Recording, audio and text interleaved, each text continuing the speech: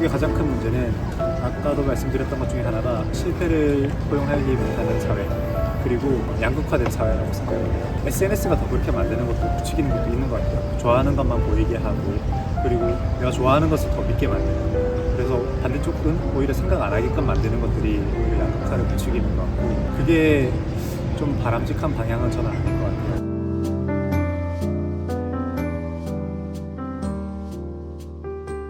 그러면 이제 사회 문화와 관련된 얘기를 해보려고 하는데요. 혹시 멘토님은 지금까지는 어느 나라를 다녀보셨어요? 10개국 넘게 다녀본 것 같아요. 일본, 러시아, 월계는 이집트, UAE, 유럽에는 스페인, 미국, 멕시코 이렇게 가본 것 같습니다. 멘토님은 다양한 나라를 다니면서 한국은 어떤 나라라고 느끼셨어요? 저는 한국이 변화의 나라라고 생각을 했어요. 미국 같은 경우에는 100년 전이나 지금이나 다름없는 모양을 그대로 갖추고 있고 그 사회에서 사람들이 살고 있는데, 우리나라는 100년 전에는 거의 아무것도 없었잖아요. 아무것도 없는 사회에서 이만큼 이루는 게 정말 대단한 기적적인 나라라고 생각을 합니다. 그게 큰 차이라고 생각이 들어요. 맞아요. 그 한강의 기적이라고 하는. 네. 근데 그게 진짜 외국인들이 보기엔 진짜 기적으로 보더라고요.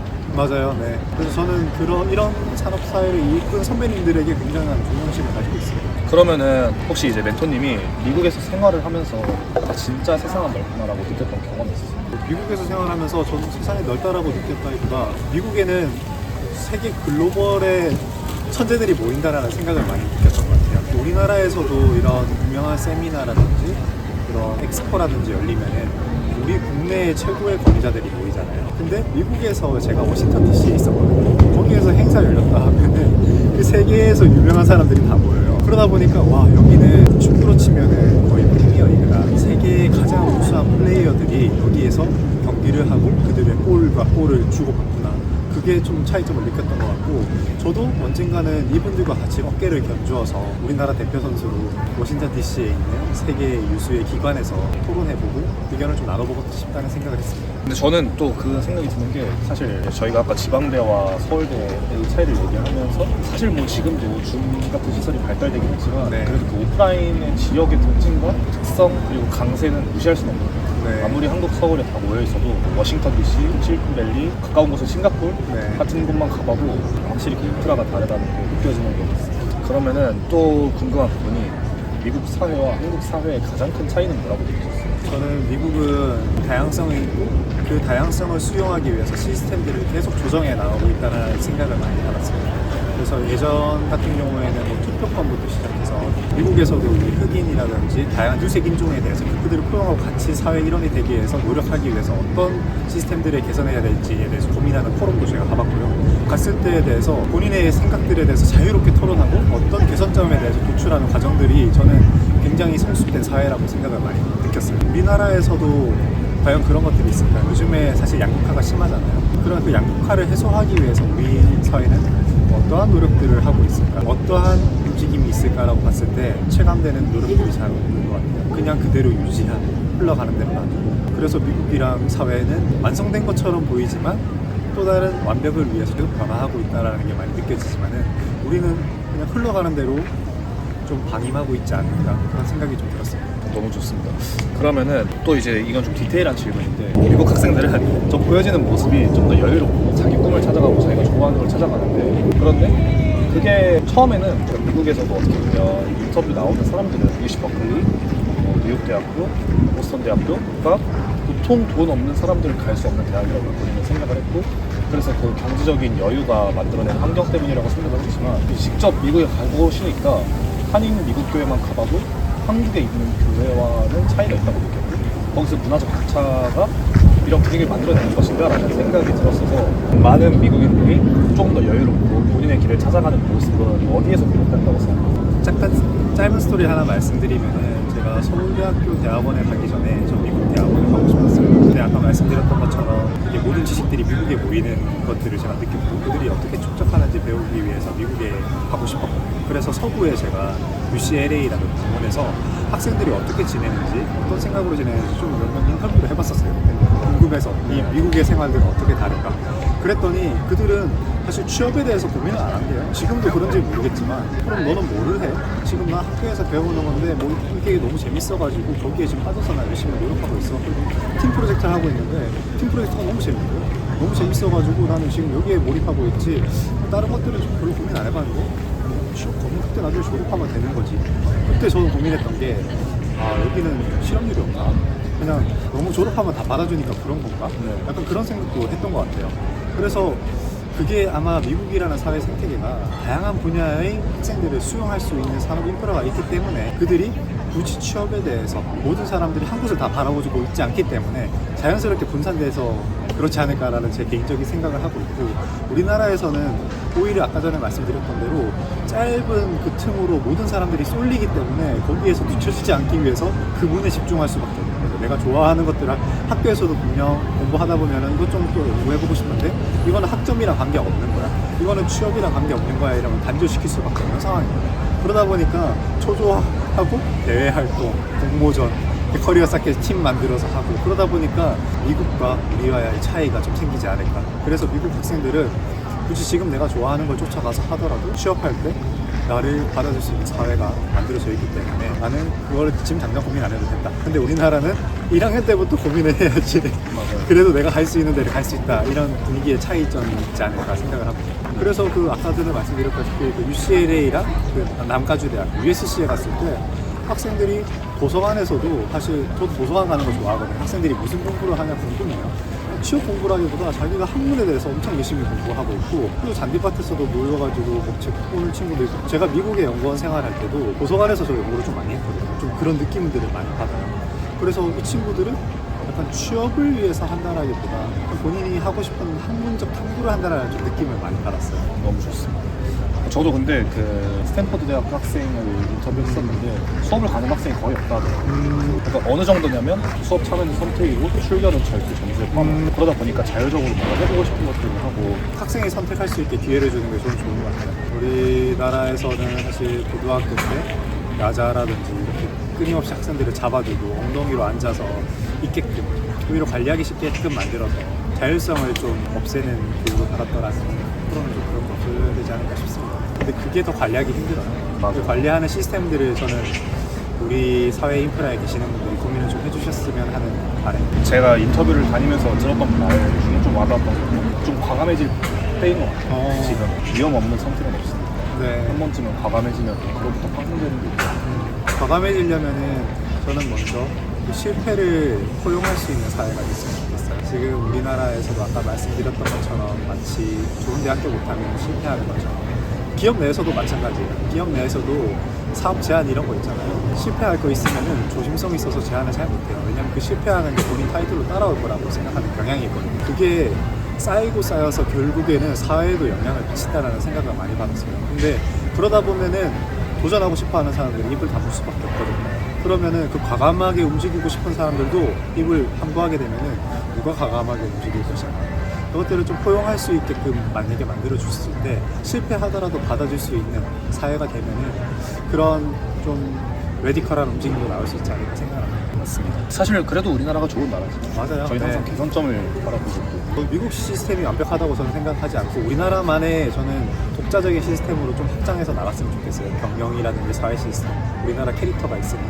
그러면 다음으로 사실 저희가 아까 이제 공통적으로 공감했던 부분은 사회적 인프라가 개인에게 충분한 영향을 준다는 것이었는데, 그러면 멘토님이 생각하시기에 우리나라가 개선해야 할 사회적 인프라는 무엇이라고 생각하세요? 저희 그게 교육이 좀 개선되면 좋을 것 같아요. 지금 학원 문화 같은 것들 많잖아요. 학원이라는 게 무엇을 위한 학원일까? 그거는 아까 말씀드렸던 그 좁은 팀바구니를 남들보다 조금 더 앞서가기 위해서 만들어준 팀바구니. 그러면 그 앞서가지 못한 사람들은 뒤처지는 것일까? 그런 분위기를 유도해서 학원에 종사하시는 분들이 훌륭하신 분들도 많고 일타강사님들도 훌륭하신 분들이 굉장히 많아요. 근데 그런 산업이 클 수밖에 없는 우리나라에서는 산업사회가 좀 안타깝다고 생각을 하고 있고, 그 학원에서 좋은 대학교를 가서 사실 끝나는 건 아니잖아요. 기업에 있다 보니 좋은 대학교에 나온 친구들도 좋은 쪽으로 고민을 해서 사회 문제를 풀 수 있는 사람들이 저는 많기를 바라는 거지, 그 입시를 위해서만 했을 때 나중에 허탈감이, 나중에 그것들을 사회에서 어떻게 그걸 감당하려고 하나라는 생각이 많이 들어요. 그래서 교육이 제일 중요하다고 생각하고 있고, 교육도 뭐 사교육뿐만 아니라 학교에서 하는 공교육도 끊임없이 바뀌어야 된다고 생각을 하고 있어요. 이런 얘기를 들었던 적이 있어요. 선생님 하는 친구한테 선생님들이 참관 수업 있잖아요. 참관 수업에 대해서 좀 거부 반응을 일으키네요. 왜 그런가 생각해봤더니 본인이 가르치고 있는 것에 대해서 코멘트 받는 것에 대해서 유쾌하게 생각하지 않다고 하더라고요. 저는 그거를 들었을 때 조금 문화가 좀 바뀌어야 되지 않을까. 사실 학계에서도 이런 나의 논문을 발표할 때 문맥을 마주 준비 고민도 하고 그 피드백을 받으면서 낸 논문들이 조금 더 퀄리티가 올라가고 피어 리뷰를 통해서 더 퀄리티가 올라가고 그리고 회사에서도 나의 기획안을 발표함으로써 다른 사람들의 코멘트를 받아오고 더 멋진 기획안이 나오는데 학교에서의 선생님들도 그 선생님들의 교수법들을 다른 선생님들에게 피드백을 받고 더 성장할 수 있는 그런 기회가 있어야지 그게 오히려 학생들에게 좋은 영향이 가는 것이 아닌가. 그리고 학교에서도 학교만의 특색들이 좀 있었으면 좋겠어요. A라는 학교에서는 어떠한 교육법을 새로 도입을 했고 그거는 교육부의 지침에 있어서 가이드라인이 제한적이겠지만 좀 새로운 시도들을 학교마다 다양하게 해서 어떤 특색 있는 학교에 가면은 이런 교육법을 한대. 그러면은 학생들을 키우고 싶은 학부모의 입장에서 나는 이런 교육법을 좀 지지하는데 그럼 이쪽으로 해서 또 다양한 방법으로 교육을 한다든지 아까 말씀하셨던 수업중에 꼭 굳이 교실에 안 와도 되는 교육법, 학교를 온라인으로 체크인하고 평일에는 본인이 가고 싶은데 학생들이 가도 된다라든지 이런 좀 다양성 있는 학교들이 많으면 좋을 것 같아요. 그러면은 사실 저희가 아까부터 계속해서 다양성에 대한 얘기를 하고 있는데 다양성 있는 사회가 좋고 또 그게 중요한 이유는 무엇이라고 생각하세요? 다양성 있는 사회가 중요한 이유는 저는 사회에 있는 문제가 다양하기 때문에 다양한 문제를 풀기 위해서 다양한 사람이 필요하다고 생각을 해요. 왜냐하면은 기획을 할 때도 제가 많이 느끼는 건데 하나의 면만 보고 판단하면 안 되거든요. 다방면으로 검토해서 나의 관점에서도 보고 상대방의 관점에서도 보고 그리고 다른 사람의 관점에서도 다 제가 그 사람의 포인트 오브 뷰에서 다 봐야 되거든요.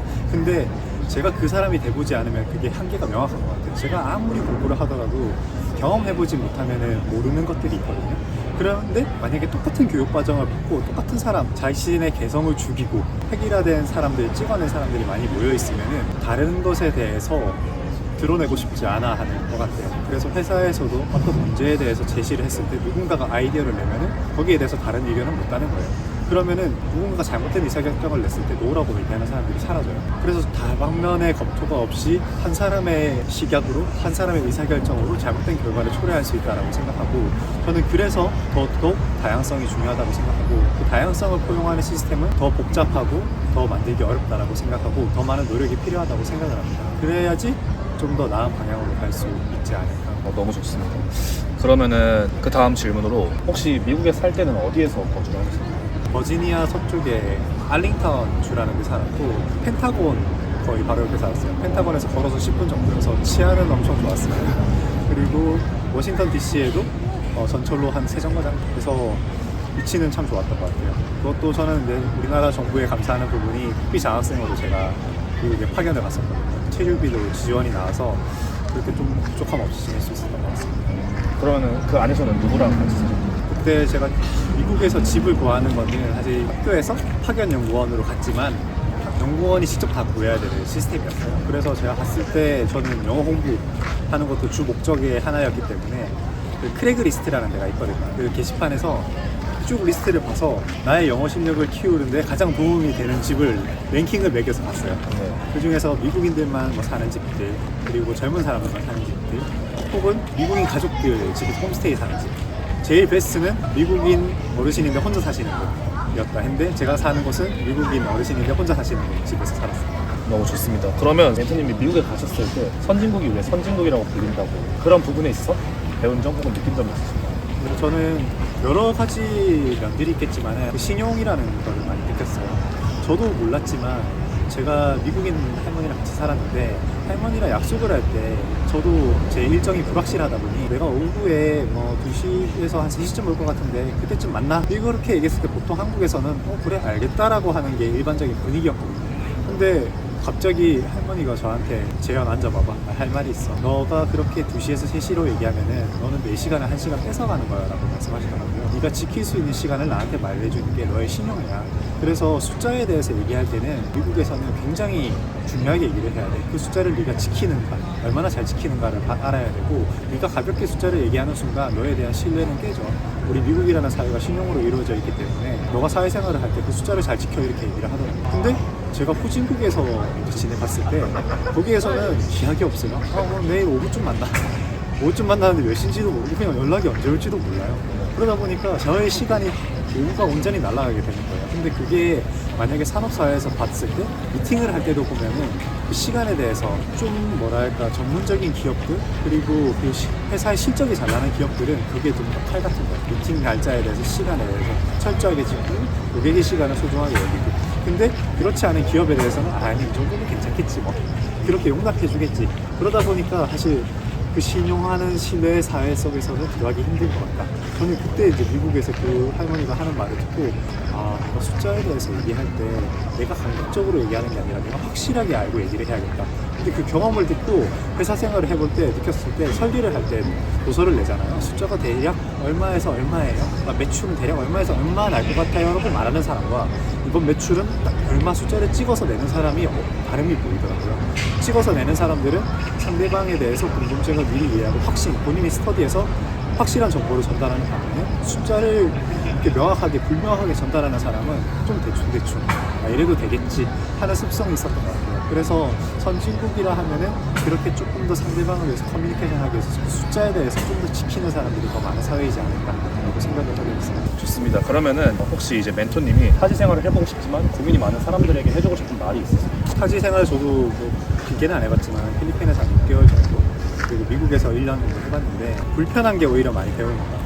제가 만약에 거기에 있으면서도 사실 편한 것을 많이 찾을 수밖에 없거든요. 외국에 있다 타지 생활에 있다 보면 외롭기도 하고 그러다 보면은 한국 사람을 찾을 수밖에 없고 그리고 한국 음식이 그립게 되어서 한국 음식 있는 데로 가다 보면 또 한국 사람들 모일 수밖에 없고 그러면은 거기에 있는 한국 문화를 배우는 거지 그 나라에 있는 문화는 온전히 제가 배우기는 좀 어려울 것 같다고 생각을 합니다. 근데 불편한 것들을 감수하고 그 세계에 좀 흠뻑 젖어보는 것이 좀 좋지 않을까 생각을 하는 게 저도 이제 미국인 집에 살면서 그런 다양한 경험들도 많이 해보고 그리고 미국인 할머니가 또 공부도 많이 하셨어요. 그 미국의 컨그레스홀에서 근무하셨던 분이거든요. 오랫동안 석사학위 정치외교도 공부하셨던 분이고 그래서 엄청 깊은 얘기도 많이 해주시고 또 친구들 모이는데 친구들이 다 스탠퍼드 교수 하셨던 분 그리고 어떤 유명한 분들 막 모이는데 저는 그런 자리들이 너무 좋았어요.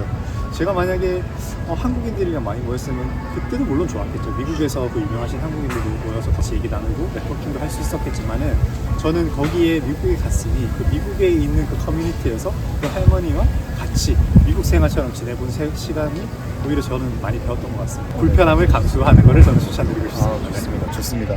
그러면은 혹시 이제 멘토님이 느끼시기에 지금 한국의 가장 큰 문제는 뭐라고 생각해요? 한국의 가장 큰 문제는 아까도 말씀드렸던 것 중에 하나가 실패를 포용하지 못하는 사회 그리고 양극화된 사회라고 생각합니다. SNS가 더 그렇게 만드는 것도 부추기는 것도 있는 것 같아요. 좋아하는 것만 보이게 하고 그리고 내가 좋아하는 것을 더 믿게 만드는 그래서 반대쪽은 오히려 생각 안 하게끔 만드는 것들이 오히려 양극화를 부추기는 것 같고 그게 좀 바람직한 방향은 저는 아닐 것 같아요. 왜냐하면 한쪽 생각만 하고 있는 사람들만 있는 것도 아닌데 또 그 사람들을 위해서만 생각해서는 안 되는 거고 좀 다양하게 좀 조율 밸런싱이 되면서 저는 아주 자연스럽게 믹스는 절대 안 된다고 생각을 하고 있고요. 대립은 분명히 필요하지만은 이게 어떻게 조화가 될지에 대해서 좀 고민할 수 있는 사회가 되면 좋을 것 같아요. 그리고 아까 첫 번째로 말씀드렸던 실패를 포용할 수 있는 사회 그게 우리나라에 저는 필요하다고 생각하는 게 우리나라에서는 사실 자신의 의견을 얘기하고 싶어도 내가 틀릴까봐 틀림에 깊이 더 들어가 보면 나는 실패자가 되기 싫어 나는 좋은 사람으로만 남고 싶어 라는 심리가 있다고 저는 생각을 하는데요. 근데 만약에 그 실패를 허용하는 사회가 됐다면은 내가 좀 틀려도 괜찮지 않을까? 내가 이런 시도는 좀 해보지 않을까? 그리고 젊은 20대 학생들도 좀 너무 취업에 대해서만 공부하는 것보다 학생 때 좀 이런 도전도 내가 좀 해볼 수 있지 않을까? 틀려도 나중에 이력 썼을 때 이거 왜 해보셨어요? 제가 이런 거 좋다고 해봤는데 사실 생각보다는 안 좋더라고요. 이렇게 쉽게 얘기할 수 있는 그런 분위기가 되는 게 저는 좀 바람직하지 않을까 생각을 합니다. 그렇군요. 그러면은 요즘 사람들이 행복하지 않은 이유는 뭐라고 생각해요? 저는 행복한 삶을 살고 싶거든요. 그러다 보니까 그쪽으로도 고민을 많이 하게 되는 것 같아요. 왜 보통 사람들이 행복하지 않은 삶을 사는가 고민을 해봤을 때 행복을 좀 일반화하려고 하지 않았나. 모두가 다 똑같은 행복을 쫓아가다 보니 알고 봤더니 내가 행복한 삶이 아닌데 그 삶을 살게 됐던 거죠.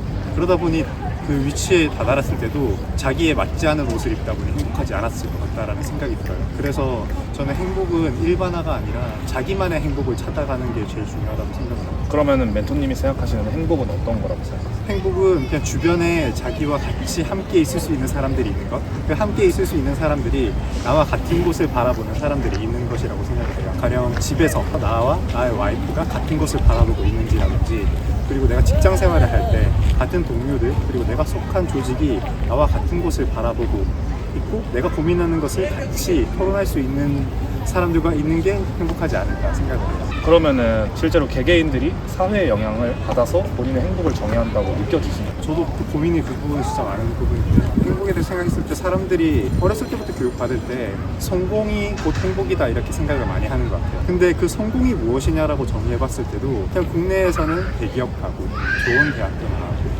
좋은 직업을 가지는 게 정말 행복이라고 생각을 하는 것 같은데, 그럼 좋은 직장 갔을 때는 누가 무엇을 알려주냐 했을 때 돈 많이 버는 것들, 대부분 다 어떤 생각을 하면 부동산 생각밖에 안 해요. 그래서 커리어를 밟아가면서 같은 곳을 전부 다 바라보고 있는 거예요. 근데 그게 정말 행복할까에 대해서는 그들이 달성한 사람들 얘기 들어보면 제가 봤을 때는 행복하지 않았던 경우도 많았던 것 같아요. 왜 그거를 달성하고 나서도 주변을 돌아봤을 때 내가 이 행복을 달성하기 위해서 무엇을 희생했지 생각을 다시 해보게 됐을 때 희생이 오히려 더 행복을 피해가는 길이 아니었을까 생각을 합니다.